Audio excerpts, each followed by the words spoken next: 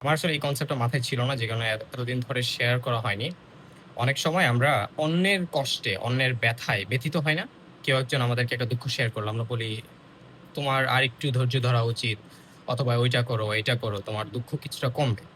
মূলত আমরা এই শব্দগুলো বলি যেন তার কষ্ট কিছুটা কমে। আপনি আপনার নিজেকে সেই মানুষটার জায়গায় দাঁড় করাবেন এবং বুঝতে দিবেন যে আপনি নিজে কতটা কষ্ট করছেন। সাপোজ আপনি একটা এক্সাম হলে আপনি পারছেন না।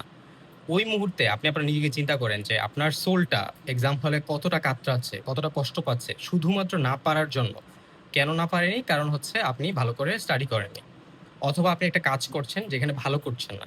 তো ওই জায়গায় ভালো না করার কারণ হচ্ছে আপনি এর আগে প্র্যাকটিস সেশনে আপনি প্র্যাকটিস ভালো করে করেননি।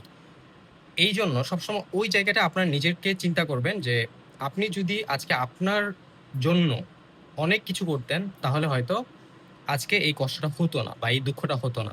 তো আপনি আপনার নিজেকে সান্ত্বনার জায়গাটাতে রাখেন এবং কি করা উচিত আপনার নিজের জন্য সেইটুকু ভাবেন।